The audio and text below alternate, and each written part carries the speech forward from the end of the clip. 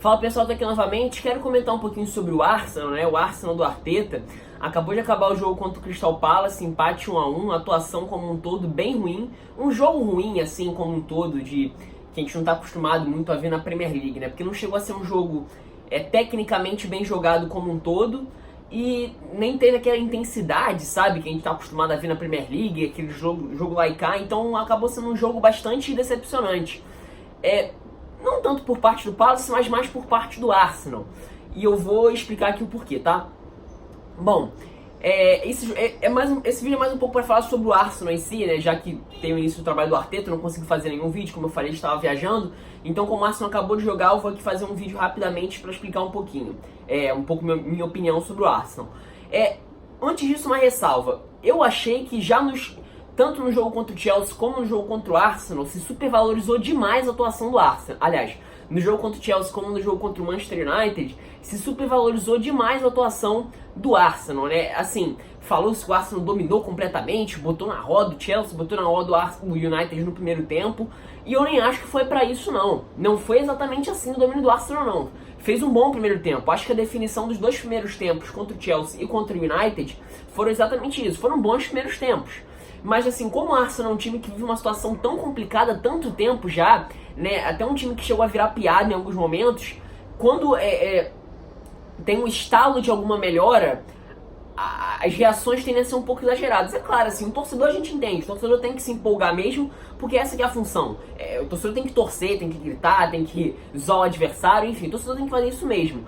Mas assim, se a gente for dar uma olhada um pouco mais racional, e não necessariamente olhar racional é olhar superior, olhar com o nariz em pé, não é nada disso. Mas assim, é a forma que eu tento enxergar o futebol. Eu acho que isso supervalorizou demais essas duas atuações que foram os dois primeiros tempos, né? Para ser mais preciso, contra o Chelsea e contra o Manchester United, né?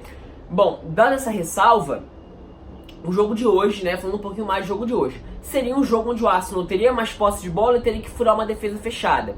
E num primeiro momento, até assim, qualidade desse time do Crystal Palace, né, de congestionar essa faixa central de campo, né, então hoje você nem tinha um Milivojevic, tinha McCarthy, Kouyate e McCarthy, né, o McCarthy fazendo hoje essa função de primeiro homem, então naturalmente esse espaço por dentro seria um pouco mais difícil.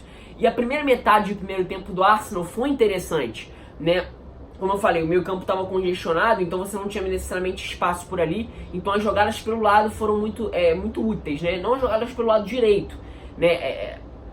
Nos outros jogos nesse início de trabalho do Arteta, se viu principalmente o Maitland-Niles agindo como aquele lateral que ataca por dentro, iniciando jogadas com o Chelsea, isso ficou bastante evidente em vários momentos, mas hoje o que se tinha era o Kolasinac lançando para fornecer a jogada de corredor, o Aubameyang fazendo essa jogada na esquerda para dentro e o Xhaka em diversos momentos ocupando essa faixa de lateral pela esquerda, entre aspas.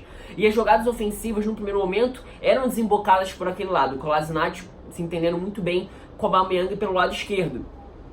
Só que o gol nasce até numa jogada por dentro, e vale se ressaltar principalmente a qualidade dos 4 jogadores que participaram. Então o gol do Arsenal nasce numa bola em profundidade do Davi Luiz partindo do campo defensivo pro Ozil, que estava um pouco deslocado pelo lado direito, então a formação parecia ser mais ou menos ali um 4-2-4 ou um 4-1-5, digamos assim, né? Não era exatamente isso, mas o Ozil era muito mais funcionava muito mais como um meio-campista pela direita do que de fato um cara para circular por dentro, até porque não tinha espaço porque o Palace congestionava aquela faixa.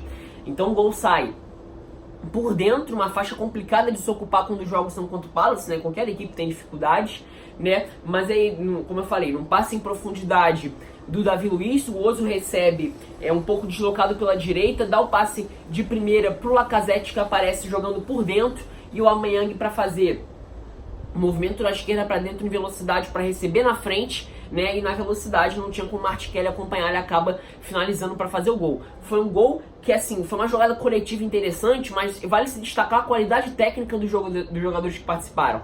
Então é o passe em profundidade do Davi Luiz, a visão rápida do Ozil, a visão rápida do jogo do Ozil para encontrar o Lacazette, funcionando como falso 9 para ver a projeção do Aubameyang para finalizar. Então foi uma jogada interessante que, assim, talvez mais bem trabalhada, possa fornecer, possa ficar mais bem calibrada para, né, sequência de temporada, essas jogadas por dentro, de entendimento de jogadores com boa qualidade técnica. Davi Luiz, Ozil, Lacazette e Aubameyang. Então a primeira metade de jogo do Arsenal, por mais que tivesse finalizado uma vez, tinha o controle do jogo. Foi interessante ver a utilização do Kolasinac como homem do corredor, o Maitland-Niles mais preocupado em marcar o Zaha pelaquele lado, um jogador naturalmente mais perigoso.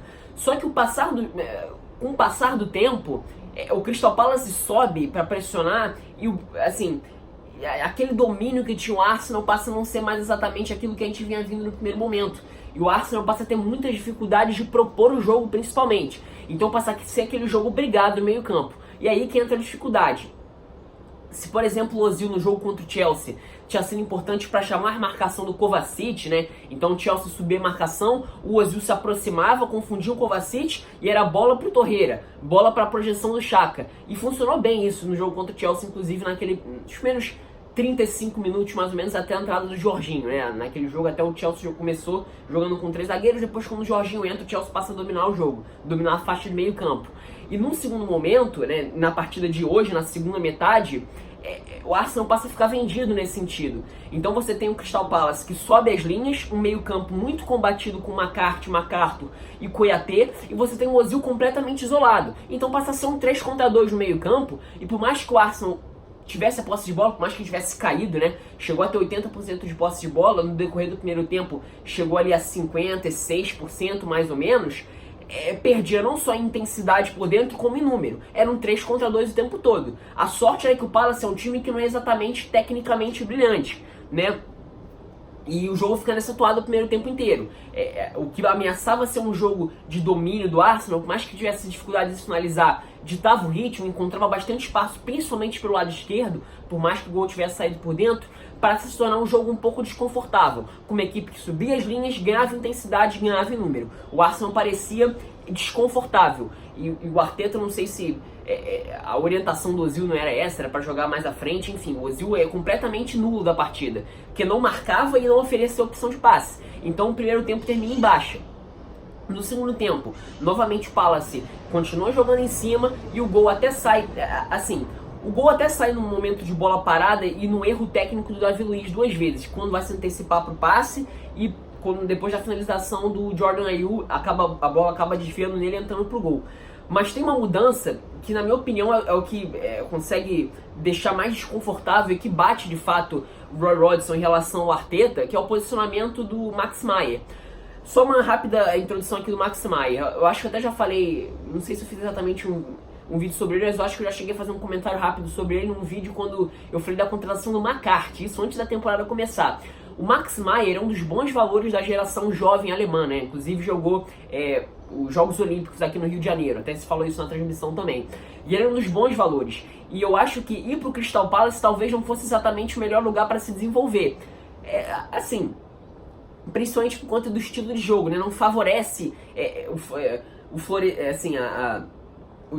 o desenvolvimento coletivo de um jogador, porque ele é um jogador que não é exatamente o jogador do drible do 1 contra 1, ele é um jogador que contribui, é aquele típico jogador que tem tudo para crescer num time coeso, né, com qualidade pro passe, pro drible rápido no meio campo, enfim, eu acho que até ele é mal escalado em diversos momentos, geralmente ele é escalado aberto, hoje novamente foi escalado aberto pela direita. Mas a mudança não só de posicionamento, como de postura dele, de fazer essa diagonal se aproximando do lado esquerdo, fornece mais uma dificuldade para o Arsenal marcar. Então você tem o crescimento do Riedewald, né, lateral holandês por aquele lado, o Zaha que não conseguiu ser exatamente um jogador perigoso, mas tecnicamente, quando toca na bola, acrescenta, o McCarthy se aproximando por aquele lado, o Jordan Ayew, então você tem um volume de jogadores, por mais que não seja de intensidade para criar chances, que incomodou o Arsenal, e isso foi o segundo tempo quase inteiro. De novo, o gol sai no lance de bola parada, num passe do Max Meyer para dentro da área. Não necessariamente um passe brilhante, né? Até, como eu falei, o Davi Luiz se antecipou errado, mas poderia ter antecipado melhor aquela bola e a jogada talvez não se desenrolasse da melhor forma. Mas enfim, aí a gente entra na questão do si. E acaba saindo o gol do Palace. Mas foi interessante ver como o Roy Hodgson entendeu que eu tô ganhando esse meio campo. O Arsenal tá com dificuldade de sair jogando e tá com dificuldade de ter a bola no meio campo e conseguir progredir. Então eu vou colocar mais um jogador, até com certa capacidade de intensidade, mas principalmente a capacidade técnica, para tentar trocar passes para aquele lado. E o Crystal Palace consegue fazer isso, incomoda bastante. E o segundo tempo inteiro foi praticamente de um Palace que recuperava, ocupava a faixa ali de área do Arsenal, é óbvio, né? Não tem exatamente um grande repertório para construir e dessa forma ia fazendo o seu jogo. A situação do Arsenal ainda piora quando o Aubameyang é expulso lá por volta dos 15 minutos. Aí sai o Ozil, que praticamente nulo, né? Praticamente não tocou na bola. Foi importante no lance do gol para dar o passe rápido, para quebrar a linha. Aliás, o passe quebra-linha foi do Davi Luiz, mas o passe rápido para enganar a marcação no lance do gol. Mas como todo momento sem bola e para dar opção de passe no primeiro tempo, em grande parte do segundo, o Ozil foi praticamente, na primeira metade do segundo, o Ozil foi praticamente nulo. E entre o Martinelli, o time passa a jogar num 4-4-1 só com o Lacazette à frente. Mas o segundo tempo foi praticamente isso, de um Crystal Palace que se ocupava no campo de ataque, recuperava, tinha um pouco de dificuldade para construir, né? Até depois, quando a entrada foi justamente no Max Meyer, a parte central Tosun, o Jordan Ayew passa a jogar aberto. O Jordan Ayew que já estava dando um calor absurdo para a defesa do Arsenal. Mas enfim, o Arsenal termina o jogo assim, como um todo, o jogo termina em baixa pro Arsenal, mas como um todo foi uma partida ruim. E aquele negócio, né? O Arteta ameaça ser um técnico promissor.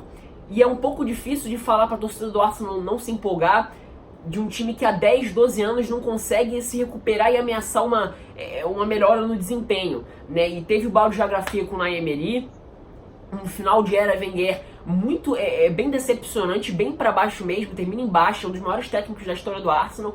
E é bom ver um treinador que ameaça ser promissor porque ainda não tem exatamente um trabalho, né? É mais por conta do trabalho dele com o Pep Guardiola que a gente fala isso, né? Que ele ameaça ser promissor. Mas é preciso ter calma. Eu sei que é difícil falar isso, tem uma torcida que sofre há muito tempo, mas tem que ter calma. É óbvio, o torcedor tem que vibrar, tem que realmente gritar e falar Arteta mito, enfim, é normal. Do torcedor a gente entende isso. Mas o olhar racional pede para que a empolgação não ultrapasse a parte do que está acontecendo de fato. Fez bons jogos contra Chelsea, contra United, sim, mas não passou disso. Foram bons jogos e só. Não foi um primeiro tempo absurdo, absoluto, avassalador, não foi. Não foi isso que o Arsenal fez, nem contra Chelsea, nem contra Arsenal. E hoje talvez tenha sido o principal período. E me decepcionou um pouco o Arteta de não conseguir enxergar uma alternativa para conseguir frear o ímpeto por dentro do Crystal Palace. Óbvio, perdeu o Torreira no segundo tempo, mas já na segunda metade do primeiro tempo o Arsenal já sofria por dentro. Então não é necessariamente a entrada do Guendouzi que fez com que o Arsenal caísse de rendimento. Óbvio, no segundo tempo tendeu a cair porque perdeu o Aubameyang, o Crystal Palace passou a fazer um pouquinho mais volume, é normal. Mas já na segunda metade do primeiro tempo com o Torreira, o time já viu com dificuldade de conseguir progredir no meio campo. E o Crystal Palace ganhou, não só em intensidade como também em número, né? Óbvio, assim, tem demérito do Ozil de participar muito pouco do jogo, mas enfim, isso é trabalho do técnico também. Então, é para ter calma, o trabalho ameaçou, teve alguns pontos positivos, né? Mas eu acho que tem que se ter calma. Assim, é chato falar isso, mas assim, tenha calma, porque o trabalho ameaça ser promissor, com um cara que ameaça ser muito promissor. E o que o Arsenal não precisa nesse momento é de empolgação exagerada, porque a perspectiva é interessante. E a gente sabe que o que atrapalha no futebol é essa empolgação exagerada, são os rótulos que não levam a nada, enfim. Hoje foi mais uma partida como um todo decepcionante, uma partida ruim. Mas a perspectiva é interessante. Mas a palavra é essa, tem que ter calma. E o Arsenal não pode cair nessa empolgação, tá? Então é isso, pessoal. Deixem sua opinião aí embaixo, tá? É isso, espero que tenham gostado.